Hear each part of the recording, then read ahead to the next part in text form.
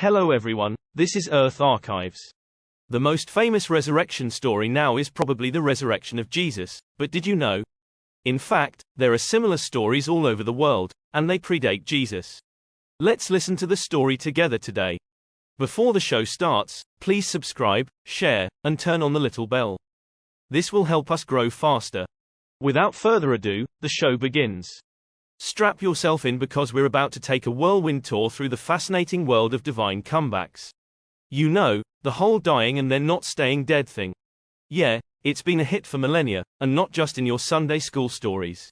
Let's kick things off with the headliner, Jesus Christ. Around AD 33, the Romans thought they had put an end to this Nazarene preacher's gig with a brutal crucifixion. But plot twist, 3 days later, Jesus rolls away the tombstone like it's a bad sitcom rerun, pops up to say, hey, to his followers, and then takes the stairway to heaven. Christians get so jazzed about this epic encore that they throw a massive party every year called Easter. But here's where it gets juicy. Christianity isn't the only game in town with a fan-favorite character pulling off a resurrection stunt. Enter James Fraser, a Scottish anthropologist with a flair for connecting the dots between different cultures' mythologies. In his 1922 blockbuster, The Golden Bough, he spills the tea on how ancient peeps from the Near East to the frosty realms of the Norse were all about gods who couldn't stay dead. Fraser points out that back in the day, when agriculture was basically your Netflix and chill, people were crafting divine drama stories to match the seasons. Spring came along, and bam, your favorite god just respawned, syncing perfectly with your crops sprouting back to life. So, when early Christians were marking their calendars for Easter, they might have thought, hey, let's slot Jesus' big comeback during springtime, giving a nod to the local tradition of deities doing the death and return boogie. Fraser, dropping the mic, says that the similarities between these springtime resurrection festivals and Easter are way too spot on to be a coincidence. From India's tales of gods checking out and then checking back in, to China's myths that could give soap operas a run for their money, and let's not forget the Norse legends where gods brush off death like it's a bad hangover, the story of coming back from the dead is a global blockbuster that's been rebooted more times than Spider-Man. So there you have it, folks. Whether you're celebrating Easter or just fascinated by the idea of divine comebacks, remember, the concept of resurrections isn't just a one-hit wonder. It's a timeless classic that's rocked the world stage across cultures and epochs. Tammuz, the spring god of Mesopotamia. Alright, let's journey back in time and unfurl the tapestry of ancient agrarian societies, where the end of winter wasn't just about switching from hot to iced coffee but a really big deal. Picture this. Folks have been scraping by on root cellar leftovers for months, and the first signs of spring are like the ultimate season premiere after a cliffhanger finale. Cue ancient Mesopotamia, one of the OGs of the agricultural scene. These folks didn't just shrug and wonder why their world transformed from a freezer burn to a garden party every year. They spun tales about divine drama to explain the whole shebang. Enter stage right, Ishtar, the Beyoncé of Mesopotamian deities, a powerhouse mother goddess who's basically running the show when it comes to nature's fertility and abundance. Her significant other, Tammuz, the poster boy for tragic youth, who kicks the bucket every winter and takes a mandatory vacation to the Underworld, leaving the earth in a state of, hold my calls, I'm grieving. For half the year, Ishtar's on a mission impossible to the land down under, and we're not talking Australia, to spring her bow from the clutches of death. The result, Earth hits pause on all things grow Y and reproduce Y. But like any good season finale, spring rolls around, and the Underworld's ice queen, Alatu, decides it's time for our power couple to take a dip in the water of life. Just like that, boom, they're back among the living, and guess what? They're bringing life and lush greenery with them. In the Babylonian world, this epic reunion was party time, known as Duuzu or month of Tammuz, a shindig celebrated when the calendar hit late June to early July. Now, ancient Mesopotamia wasn't hogging this resurrection storyline. Fast forward, and you've got the Phrygians spinning their remix with Attis and Cybele. Cybele, another fertility icon, decides the spring equinox is the perfect time to let Attis hit the respawn button. Then there's the Greeks, who never miss a chance for a good myth. They've got Persephone, who's essentially doing a seasonal timeshare between her mom Demeter up top and her hubby Hades in the underworld. When she pops back to the surface, it's like ringing the dinner bell for vegetation and grains. So there you have it, a whirlwind tour through ancient agrarian society's explanations for why winter turns to spring, starring a cast of divine beings who make modern drama look tame. It turns out, the ancient scriptwriters knew a thing or two about keeping the audience engaged. Osiris, the Egyptian god of death of agriculture. Folks, let's take a detour to ancient Egypt, where the Nile is the MVP, and the seasons are more than just a reason to switch up your wardrobe. Imagine a world where your entire year revolves around a river deciding to overflow its banks. That's right, the Nile's annual springtime pool party was the must-attend event of the year if you were an ancient Egyptian farmer. And who's the main character in this epic story of floods, crops, and divine drama? None other than Osiris, the agriculturalista of the Egyptian pantheon. Think of Osiris as the ultimate green thumb but with more divine power and way cooler headgear.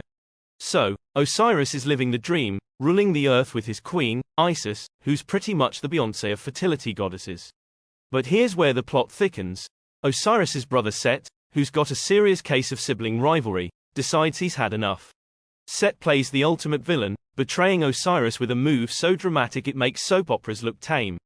He murders Osiris, goes full-on CSI on him, and scatters the pieces across Egypt.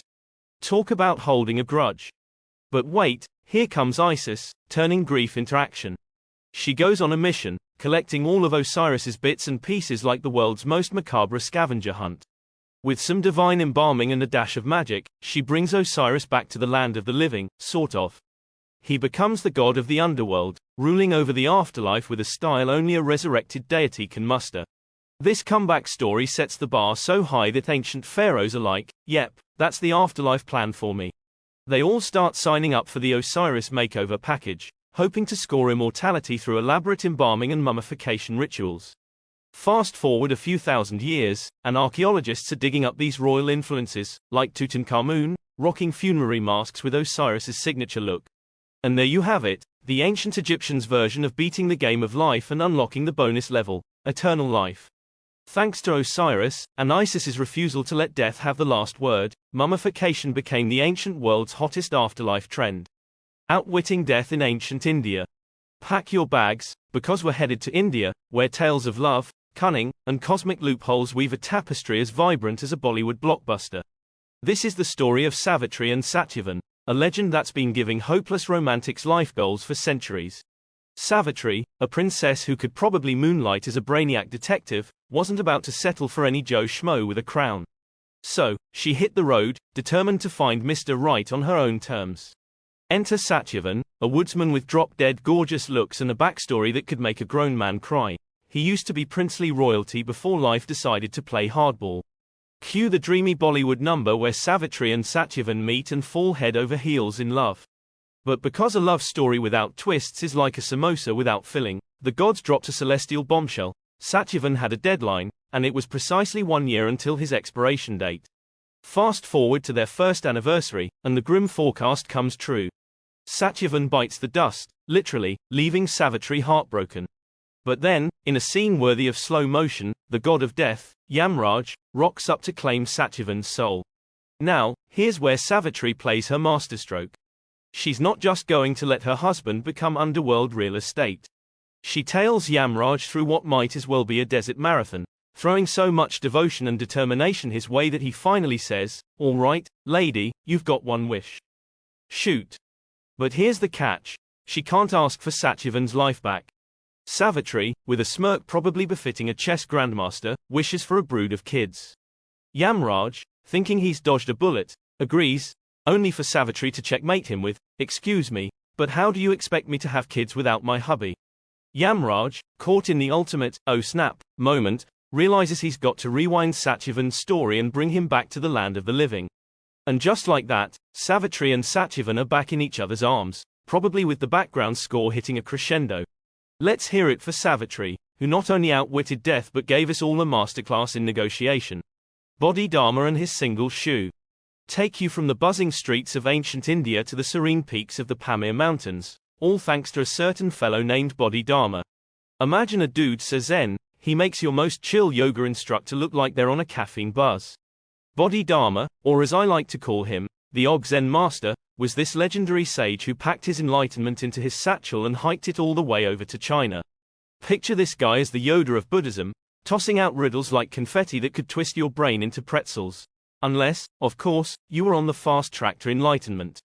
One day, a Chinese diplomat named Song Yun, who was probably just minding his own business crossing the Pamir Mountains, runs into Bodhidharma. And not the young, spry Bodhidharma, but the "I've seen a few centuries" edition. Songyun, doing the polite thing, asks where this barefoot wonder is headed. Back to India, says Bodhidharma, because apparently, after years of dropping enlightenment bombs, even sages need to hit their hometown. Now, here's where it gets Spielberg-worthy. Songyun notices Bodhidharma's sporting the one shoe look. Not as a fashion statement, but he's literally got only one shoe on. Songyun, puzzled but probably thinking it's some deep, metaphysical statement, asks why. Bodhidharma, ever the cryptic guru, is like, ask the monks at Shaolin, catch you later.